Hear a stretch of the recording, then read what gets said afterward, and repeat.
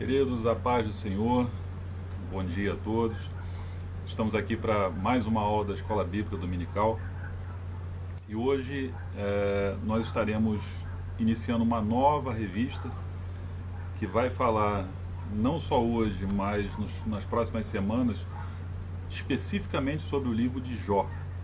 O livro de Jó tem uma grande quantidade de significados, ele é rico em tantas coisas, em tantos exemplos, tantas coisas que a gente pode trazer para a nossa vida atual, que vai ser, eu tenho certeza, vai ser muito interessante, vai enriquecer muito o nosso conhecimento da palavra, porque a gente costuma dizer que o livro de Jó é um livro completo. Não que os outros não sejam, mas cada livro tem um significado. E o livro de Jó consegue passar por todos os momentos da nossa vida cristã como exemplo.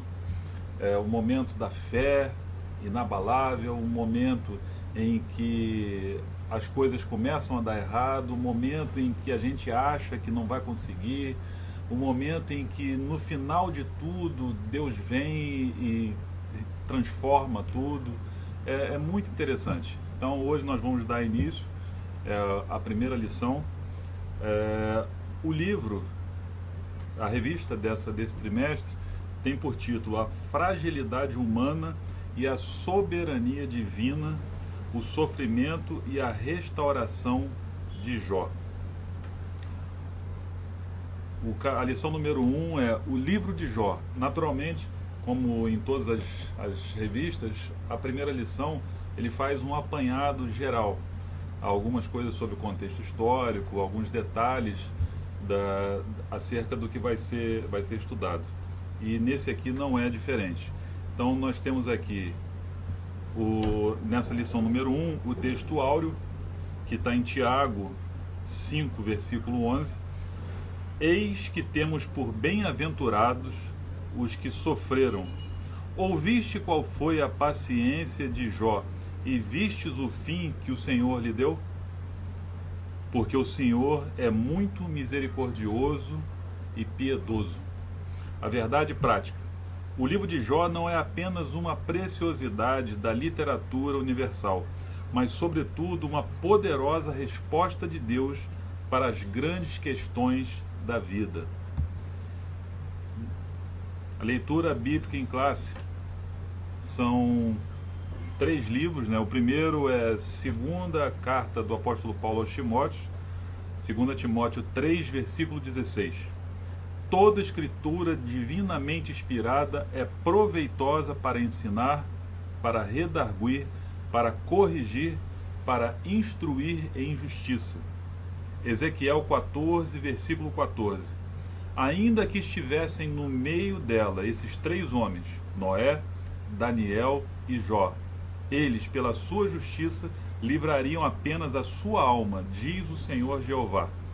Ou se eu enviar a peste sobre a terra tal, e derramar o meu furor sobre ela com sangue para arrancar dela homens e animais, ainda que Noé, Daniel e Jó estivessem no meio dela, vivo eu, diz o Senhor Jeová, que nem filho nem filha eles livrariam, mas só livrariam a sua própria alma pela sua justiça. E novamente, Tiago 5, versículo 11. Eis que temos por bem-aventurados que sofreram. Ouviste qual foi a paciência de Jó, e vistes o fim que o Senhor lhe deu, porque o Senhor é muito misericordioso e piedoso. Então são textos que nos apontam exatamente para quem foi Jó. Você vê que no Velho Testamento, Ezequiel fez menção a ele, a Noé e a Daniel. Colocou os 3 num patamar que Ezequiel, ele trouxe uma palavra dura para aquele povo, já é um outro contexto, é um outro estudo, mas só para a gente entender, ele tinha uma tarefa muito dura também, de trazer uma palavra, sabe, de restauração para aquele povo e de exortação.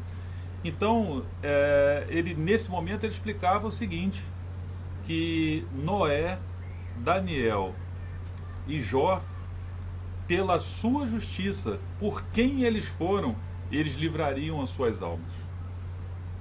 Percebe que tudo que nós vamos falar nessas semanas vão apontar para alguém que serviu de exemplo, não só naquele momento onde ele viveu, mas para gerações futuras, inclusive servindo como base para vários escritores, não só do Velho Testamento, mas já na graça no Novo Testamento.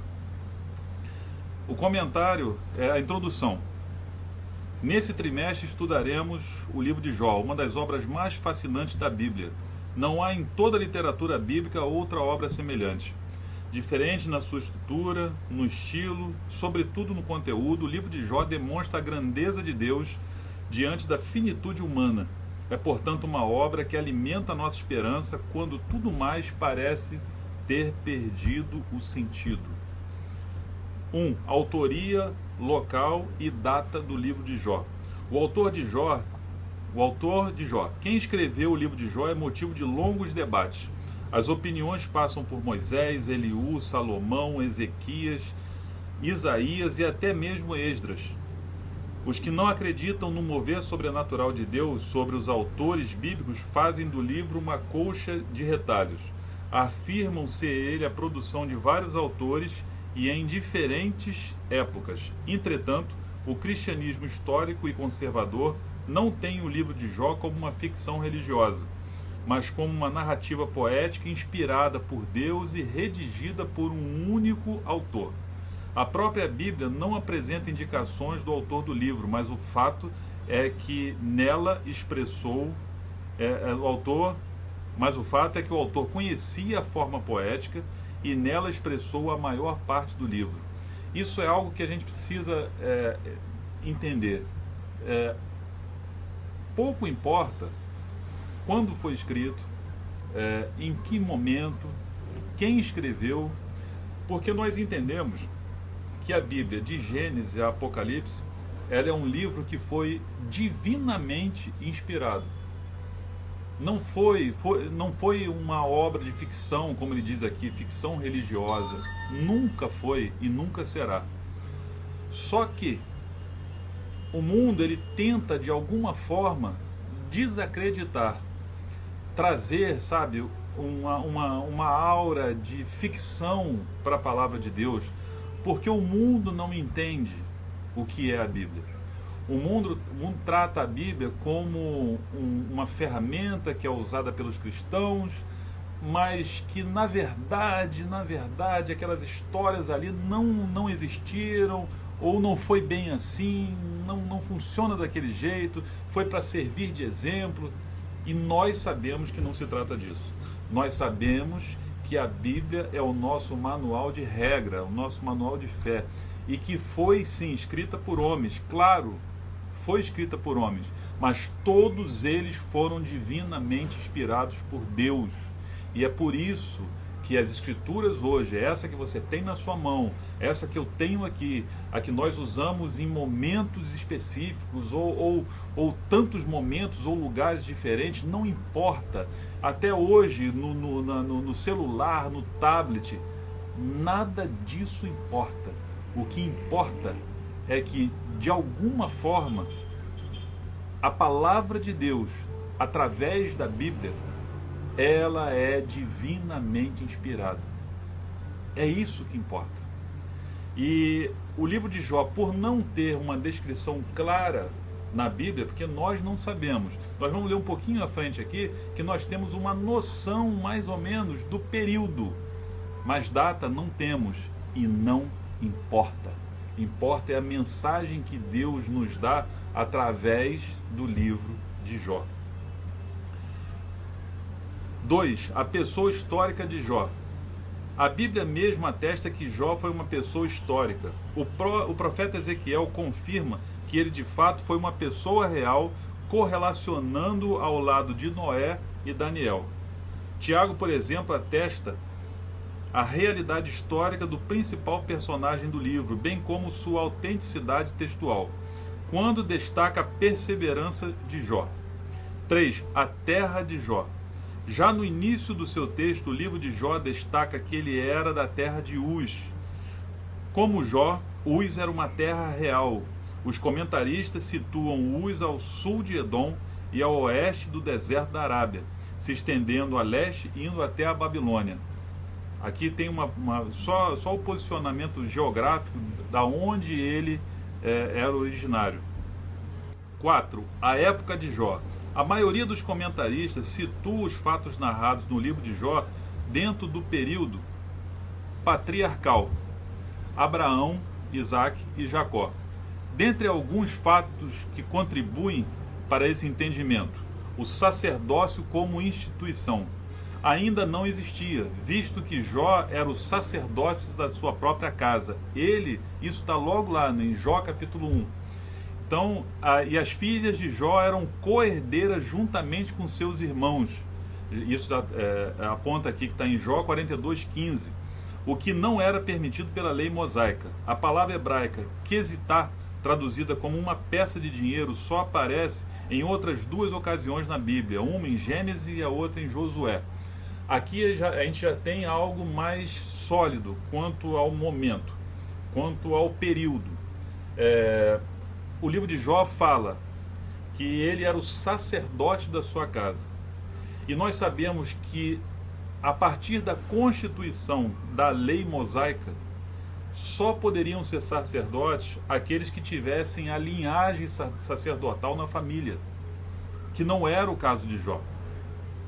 E outro, no final do livro de Jó diz que as suas filhas eram co-herdeiras, que também não era comum. A partir da lei mosaica, as mulheres não entravam como herdeiras, elas eram dependentes da família, dos irmãos, por todo o contexto daquela época.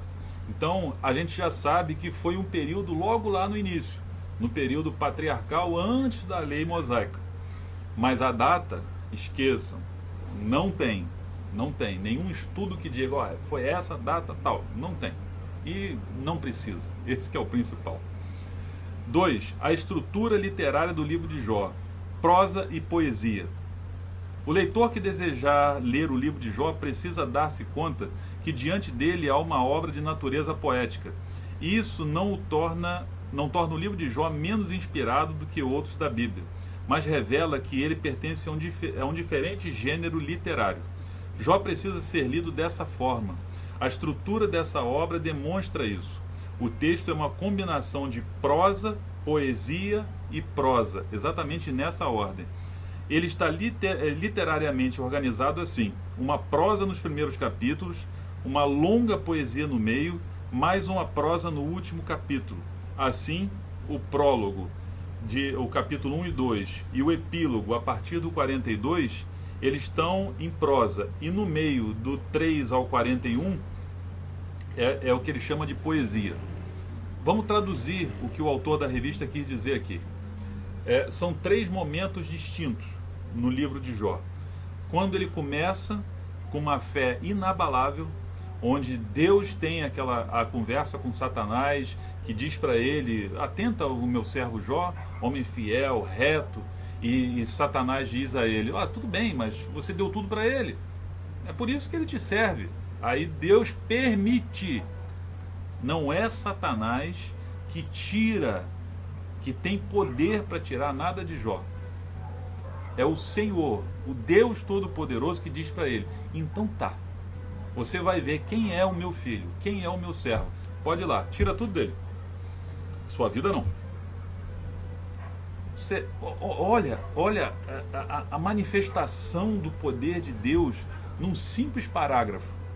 Satanás, ele se curva a Deus naquele momento, porque Deus fala: toca no que ele tem, na vida dele não, porque a vida dele é minha.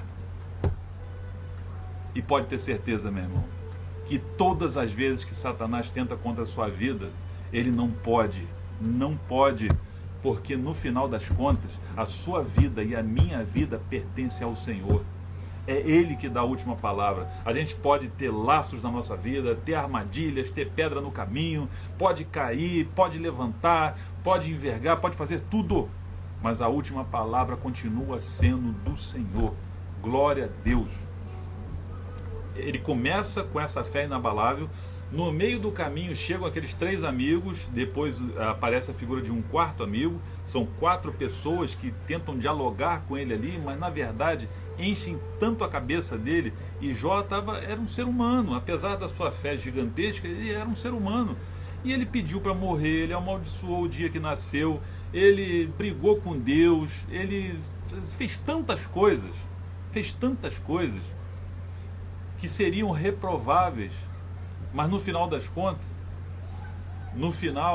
Deus se apresenta a ele de maneira pessoal. Porque ele começa, é o que o autor tenta descrever aqui, são 3 momentos: o início, o meio e o fim. Que no início seria o que ele chama de prosa, que são essas conversas ali entre Deus e Satanás. No meio, toda aquela situação onde Jó vai lamentando, reclamando, e não posso, não quero morrer, não devia ter nascido, e amaldiçoa o dia que nasceu, e tudo. Chega no final, aí Deus se apresenta e começa a falar com ele, que é onde acontece a virada do cativeiro e a redenção de Jó. Então, realmente, são 3 momentos muito claros nesse livro, do início ao fim. Esse pequeno início, um pequeno final e um meio muito grande, onde as coisas foram sucedendo, e no final das contas, o que importa é que em toda essa trajetória, do início ao fim, em toda a trajetória, o Senhor esteve com Jó. Quando eu disse que o livro de Jó ele tem uma riqueza de detalhes que nos permite conectar o livro de Jó com a nossa vida, é exatamente por isso. Porque quem de nós nunca brigou com Deus? Quem de nós nunca reclamou com Deus? Quem de nós não teve tribulações que pensou assim: meu Deus, eu não queria nem estar vivo para ver isso? Quem de nós nunca se viu numa situação tão desesperadora, seja ela em qual área da sua vida, onde você olha para o céu e fala assim: Senhor, você não está me ouvindo? Eu estou aqui desesperado. Quem de nós já não teve seus momentos de bonança absoluta, onde a sua fé está inabalável, onde você acorda, sabe? E pensa, se tiver uma muralha de Jericó na sua frente, você não vai derramar nem no grito, não. Você vai dar um empurrão nela e ela cai. Você vai dar um chute nela e ela vai cair. Você pensa que é capaz de tudo, porque a sua fé está transbordando, o azeite está até o talo. E no outro dia você acorda e pensa assim: puxa, por que eu não posso dormir agora e acordar quando esse problema estiver resolvido? Porque eu não sei o que fazer hoje. Eu não sei o que vou fazer. Todos esses momentos Jó passou. Todos esses momentos, e no final o seu cativeiro foi revirado, foi restaurado, e a sua vida foi longa, feliz, abençoada, próspera, e principalmente ele continuou servindo a Deus. É difícil? Claro que é, irmão. Você imagina passar pelo sofrimento que Jó passou? É porque a gente lê o capítulo 1 tão rápido que a gente pensa que aconteceu assim e acabou. Mas imagina um homem perder, da noite para o dia, perder toda a sua família, exceto a esposa, e no final das contas a esposa ainda chega para ele e ainda diz: vem cá, o que você está fazendo? Você perdeu tudo, você perdeu os nossos filhos amados e queridos, você perdeu a nossa fortuna, Deus tirou tudo de nós, só sobrou eu e você. O que você está fazendo? Amaldiçoa esse Deus e morre. Olha o que ela pede para o marido: amaldiçoa esse Deus e morre, porque acabou. O que ele responde para ela? Como uma louca você fala. Recebi o bem de Deus, não receberia o mal? Deus me deu, Deus tomou. Bendito seja o nome do Senhor. Tem que ter muita coragem para falar isso. Tem que ter muita coragem. Tem que ter muita fé. Tem que ter um ânimo sobrenatural para ter coragem de falar isso naquela situação que ele estava ali, naquele momento desesperador que ele estava vivendo. Mas ele conseguiu. E no final, não importa o que aconteceu no meio, mas no final, ele foi abençoado. Amém? Organização. Nós estamos no tópico 2, no 2 também.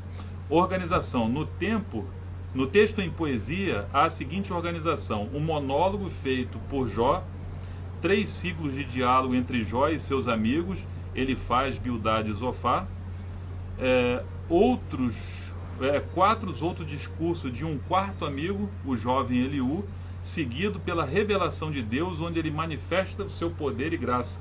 E finalmente a humilhação de Jó diante da revelação divina e sua restauração completa. E essa restauração é linda, porque isso vai ser estudado em outras lições, mas a gente vai dar só um trechinho aqui, porque depois de todo o desespero, depois de ser acusado pelos amigos, de ter feito alguma coisa, de estar em pecado, de ter sido responsável por tudo que aconteceu, porque isso não é normal, uma pessoa normal não passa por isso, já olhou dentro de você, já olhou as coisas que você fez, você deve estar errado. Era isso que aqueles homens estavam ali, ó, e eram amigos dele. Isso nos ensina muito sobre a quem nós devemos ouvir. Nós temos que ter amigo, é bom ter amigo, tudo é maravilhoso, irmão. Por que eu digo isso? Porque quando esses homens chegaram para falar com Jó, a Bíblia diz que eles ficaram vários dias calados. O dia amanhecia, passava o dia, anoitecia, no outro dia de novo, e de novo. Foram vários dias que aqueles homens não tinham coragem de falar com Jó. Eles estavam ali só fazendo um apoio moral para ele, porque ele estava sofrendo tanto, raspando o caco de telha e tirando a casca de ferida, desesperado por ter perdido tudo, desesperado por ter visto a sua mulher mandando ele morrer, totalmente destruído. E aqueles homens se condoeram. Eles ficaram ali, realmente eles eram amigos dele. Só que às vezes os amigos podem errar, podem ter uma visão diferente daquilo que realmente está acontecendo e daquilo que Deus tem para a nossa vida. Nós precisamos ter uma visão completa de quem é Deus e de quem são os nossos amigos. E ainda tem o pior, aqueles que nós achamos que são amigos, mas não são. Então, quando a Bíblia diz, maldito o homem que confia no homem, a gente não tem que se isolar, a gente não tem que ficar parado dentro de uma bolha, porque ter amigos é muito bom, irmão. Viver em harmonia com os nossos irmãos é muito bom, isso é bom demais. Só que não pode ser a base da nossa vida. A nossa base, a nossa força, a nossa fortaleza vem do Senhor. E ponto final. E essa parte onde ele fala aqui sobre a humilhação de Jó é muito interessante, porque depois de reclamar, Deus se apresenta para ele e diz assim: onde é que você estava quando eu fundei o mundo? Por acaso você tem idade suficiente para estar lá no início de tudo comigo? Não, você não tem. Você, quando eu dava as medidas da terra, você estava lá com uma cana medindo? Se fosse hoje, seria uma fita métrica. Você estava com uma fita métrica medindo o tamanho do mundo? Não. Você estava lá quando eu decidi quanto tempo vai ser a gestação de cada animal? Porque cada um tem o seu período para os seus filhotes nasceram? Não. Sabe por quê? Porque eu sou. Deus falou diretamente com ele. Aí, olha que coisa linda, que coisa admirável. Jó chega no momento onde diz assim, e olha, vamos voltar ao início. Capítulo 1. Satanás, já olhou meu servo Jó? Homem temente a Deus, servo que se desvia do mal. Esse cara eu confio, eu assino embaixo dele porque ele é bom, é um cara bom, eu assino embaixo. Capítulo 1, já começa com Deus atestando, assinando embaixo de que ele sabia quem era Jó. E lá no final, quando Jó, quando as escamas dos olhos dele caem, quando ele ouve a voz de Deus, ele tem a coragem de dizer assim: Senhor, eu achava que te conhecia. mas eu só te conhecia de ouvir, agora os meus olhos te veem. E é lógico que é uma figura de linguagem, mas ele quer de uma forma tão absurda dizer para Deus o seguinte: eu achava que era crente, eu achava que era crente, porque eu fazia os meus sacrifícios, eu acordava de madrugada para fazer sacrifício pelos meus filhos, eu ajudava os pobres, eu pregava, eu fazia tudo. Eu achava que era crente, mas não era. Agora eu sou, porque eu te ouvi de verdade. Agora é como se os meus olhos pudessem te ver. Porque foi tão impactante aquele momento com Jó, que ele teve a coragem de dizer isso. E a partir dali, tudo muda. Sabe, tudo é restaurado, a família, os bens, a fortuna, tudo. Mas ele precisou primeiro se humilhar, falou assim: Senhor, me perdoa. Eu achava que era alguma coisa, mas eu descobri que realmente eu não sou nada. Comparado ao Senhor, eu não sou nada. E tudo voltou. Não voltou o que era antes, obviamente, mas a Bíblia diz que tudo que ele tinha, Deus deu em dobro. Em dobro. Sabe o que a gente aprende com isso? Que a gente pode até reclamar de Deus. A gente pode até brigar com Ele. Pode, porque nós somos falhos. A nossa limitação humana, ela é muito ruim, mas ela é inerente ao ser humano. O que a gente não pode é deixar de se humilhar a Deus na presença dEle quando as escamas dos nossos olhos caem e a gente reconhece que está errado. Que é isso que Deus espera. Um coração contrito e quebrantado, ele não vai resistir. Ele mesmo diz isso. Ele mesmo diz isso. Eu não resisto a um coração contrito, um coração quebrantado, aquele que sabe que precisa da presença dele. Ele não resiste. E glória a Deus por isso. 3. Abundância de figura de linguagem. O livro é rico em metáforas. Esse recurso estilístico é usado pelo autor bíblico quando ele quer dar mais expressividade e maior vivacidade ao texto. O autor almeja que o seu texto seja colorido ao invés de preto e branco. Jó, por exemplo, usa a figura do vai e vem do tecelão para demonstrar a brevidade da vida. Nuvem, uma corrida, uma águia, uma flor. No livro há também o recurso estilístico do paralelismo, onde os elementos literários repetem-se na mesma ordem. Já são detalhes mais técnicos, mas o que ele quer dizer aqui é o seguinte, que ele traça paralelos entre analogias, e a gente usa muito isso. O Senhor Jesus, ele fez muito isso. As parábolas eram algo que traçavam um paralelo para que a gente pudesse entender, visualizar o que ele queria dizer. Porque nada melhor do que a gente visualizar na nossa mente aquilo que a gente precisa aprender. Número 3. Natureza e mensagem do livro de Jó. Por que os justos sofrem? Essa é a pergunta da história da humanidade. Algumas das questões mais importantes levantadas no livro de Jó são eminentemente de natureza teológica e também filosófica. A questão do sofrimento do inocente é a principal delas. Por que sofre o justo? Ou ainda, por que os ímpios prosperam enquanto o justo sofre? Ao longo dos anos, tanto teólogos quanto filósofos têm procurado dar explicações para esse dilema humano. No contexto de Jó, a ideia que prevalece é de que somente os maus sofriam em consequência de seus pecados. Foi o que os amigos deles disseram. Os amigos dele perguntaram: você não fez nada errado não? Tem certeza? Tem certeza que esse sofrimento todo não é culpa sua não? De um jeito muito sutil e às vezes até de forma direta, eles queriam transportar para Jó uma culpa que não era dele. E é o que o autor está dizendo aqui. Se havia sofrimento, era porque havia culpa do sofredor. Nesse aspecto, ao longo dos seus 42 capítulos, o autor procura demonstrar um novo olhar sobre essa questão. Existe bondade desinteressada?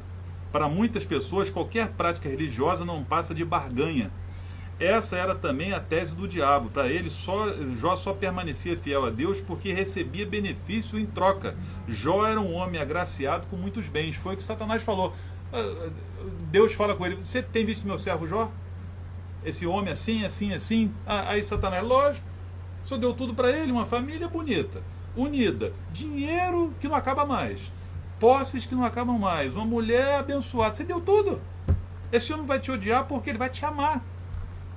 Mas se tirar as coisas dele, eu tenho certeza que ele vai cair. É isso que Satanás faz todo dia.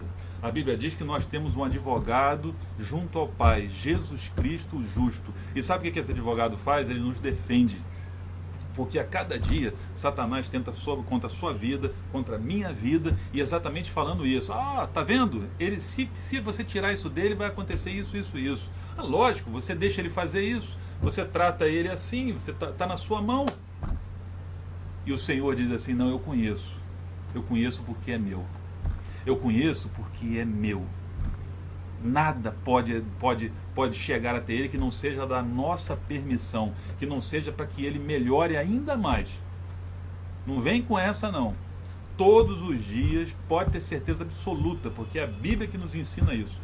Todos os dias Satanás se levanta sobre a sua vida e sobre a minha vida. 24 horas, a Bíblia fala sobre isso, que ele é um leão rugindo 24 horas procurando a quem ele possa tragar. Esse a quem possa tragar somos nós. Mas graças ao Pai, nós temos um advogado, Jesus Cristo o justo. Homem agraciado com muitos bens, com uma família formidável, cercado de muitos amigos e gozava de boa saúde. Nessas condições, como disse Satanás, todos são devotos. Todavia, vindo o infortúnio, a tragédia e a calamidade, será que esse fervor religioso permaneceria? Satanás estava disposto a apostar que a espiritualidade de Jó não subsistiria uma prova de fogo. O livro mostra como Jó se comportou nessa prova. E o mais importante, esse livro mostra como ele se comportou como homem de Deus e como ser humano normal. Porque quando a gente não conhece o livro de Jó e a gente só escuta as coisas do mundo, né, que fala assim, paciência de Jó, dá a impressão que ele era uma marionete e que ficava o tempo todo abanando a cabeça. Perdeu o filho, tá bom. Perdeu o dinheiro, tá bom. A mulher manda ele morrer, tá bom. Ficou doente, tá bom. Os amigos estão acusando ele, tá bom. Não. Isso não condiz em nada com o que Jó foi. Jó foi um ser humano normal. Chegou um momento que ele se desesperou, que ele olhou para o lado e realmente falou assim, caramba, o que eu estou fazendo aqui? Era melhor não ter nascido. Senhor, me leva logo. Sabe aquele dia que eu nasci? Eu deveria nem ter nascido. Eu deveria ter morrido ali no nascimento. Um aborto seria melhor do que eu. É isso que ele falou, irmão. Porque a porção humana dele já estava no limite. No limite. Só tem um detalhe. Isso a gente não pode deixar de falar. O limite dele era muito grande. O limite dele era gigantesco. Porque suportar uma prova dessa, irmão, é por isso que esse homem ganhou esse privilégio de figurar no livro mais vendido e mais lido da história da humanidade. Não é para qualquer um. Mas que ele sofreu e demonstrou, esse sofrimento foi demonstrado, a insatisfação foi demonstrada, a inquietude da alma de Jó foi demonstrada. Então, para a gente desmistificar um pouco, a gente conhece a Bíblia, a gente frequenta a escola bíblica, você que me assiste agora, a gente sabe que é realmente assim. Mas se esse vídeo chegar para alguém que ainda não teve oportunidade de ler o livro de Jó, leia. É uma leitura fascinante. Leia com calma, lendo, discernindo cada capítulo. Você vai demorar alguns dias para ler. Não leia de uma vez correndo, como um livro de ficção. Não, leia com calma. E você vai ver a revelação de Deus e como Jó é uma pessoa natural e humana, como eu e você. A questão para Jó não foi... pode o homem compreender Deus? Os últimos capítulos de Jó mostram o impacto que a revelação divina tem sobre os homens. Como Paulo, que foi verdadeiramente mudado quando contemplou o Senhor numa visão. Assim também Jó é totalmente transformado quando contempla a majestade do Senhor. A questão para Jó não foi tanto entender Deus, mas experimentá-lo. Viver e experienciar Deus mudou completamente a vida de Jó. Eis uma grande lição deixada por esse precioso livro. E a conclusão da lição diz o seguinte: nessa lição apresentamos algumas informações básicas sobre o contexto histórico e literário de Jó. Quanto ao seu gênero, o livro é de natureza poética. Isso é importante para a compreensão da própria estrutura como o livro foi organizado. Vimos que o livro apresenta princípios teológicos que transcendem o espaço e o tempo. Esses princípios são para todas as épocas e culturas. O que é demonstrado é que o conhecimento de Deus, o conhecimento de Deus é o anseio de todo ser humano. Lá no Jardim do Éden, como que Eva foi enganada? Porque tinha uma árvore que Deus dizia que era a árvore do conhecimento. As duas primeiras pessoas da humanidade. Uma caiu e o outro caiu também. Os dois caíram. Os dois igualmente culpados. Só que qual foi o pretexto que a serpente usou ali? Você vai ter o conhecimento de Deus. Você não quer isso não? Olha que só tinha duas pessoas no mundo, num lugar perfeito. Num lugar perfeito. Eles eram plenos, a capacidade cerebral deles era plena, eles falavam diretamente com Deus todos os dias. E mesmo assim caíram, porque queriam conhecimento. Através dos séculos e das eras, essa tem sido uma busca constante. Eu tenho lamentavelmente visto muitos teólogos que se perdem nas letras. Isso não é comum. Às vezes você ou ouve alguém, ou assiste uma palestra, ou um debate, ou até mesmo uma pregação, que você olha para aquela pessoa, você não conhece nada dela, você às vezes é a primeira vez que você está vendo, mas você percebe que ela está completamente perdida na sua inteligência absurda. Porque a letra matou a fé dessa pessoa.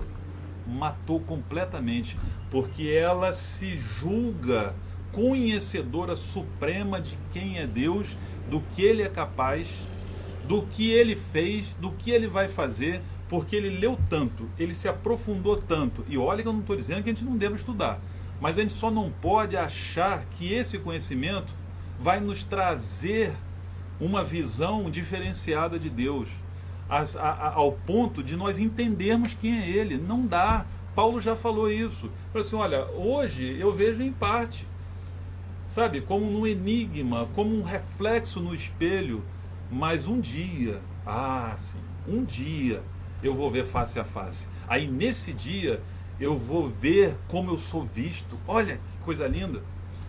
Um dia, você e eu vamos vê-lo pessoalmente, não com essa carcaça, sabe, esse corpo aqui.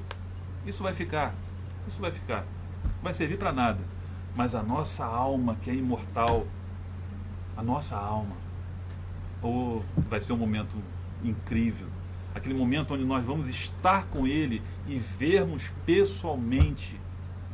Hoje nós temos a fé que nos aproxima dele, nós temos o Espírito Santo que habita em nós, que nos cerca, que nos orienta, que nos move, mas um dia, essa proximidade que nós temos vai ser diferente. Um dia nós vamos interagir, nós estaremos lado a lado. E é para esse momento que nós nos preparamos a cada dia. É para esse momento que nós buscamos a cada dia ficar firmes no Senhor. É por esse momento que nós buscamos a cada dia, mais um dia, não cair nas armadilhas do maligno. A cada dia, permitir que Deus nos mostre o que fazer. A cada dia, permitir que o Espírito Santo nos oriente nas nossas ações. O livro de Jó, que nós começamos hoje, vai ser um estudo ao longo das próximas semanas de muita revelação. Não deixe de participar, não deixe de assistir os próximos vídeos comigo, pastor Josimar, pastor Valdez, o diácono Carlos, o obreiro Marcos, as pessoas que têm feito as aulas, disponibilizado nas redes sociais. Não deixe de assistir. Vão ser momentos enriquecedores da nossa vida espiritual. Amém? Espero que você tenha gostado, que seja um dia abençoado, que seja um dia de busca do Espírito Santo sobre a sua vida, que você aproveite os momentos com a sua família, que você possa tomar como exemplo tudo aquilo que nós lemos neste dia, que nós aprendemos neste dia. Problemas podem e vão acontecer sempre, sempre. No mundo tereis aflições, mas nós servimos a um Deus poderoso, que barra as ações de Satanás, que diz assim, não toca na vida dele, porque você acha mesmo que Satanás queria só tirar as coisas dele? Não, queria matá-lo. Primeiro destruir ele em volta e depois acabar com ele. Naqueles momentos que ele estava reclamando de Deus, era hora dele chegar e ceifar a vida dele. Mas não, ele não podia, sabe por quê? Porque o seu Deus, o nosso Deus, não permitiu e não permite sobre a sua vida e sobre a minha vida. Amém? Que Deus abençoe a sua vida, espero que você tenha gostado e até a próxima. Fique na paz.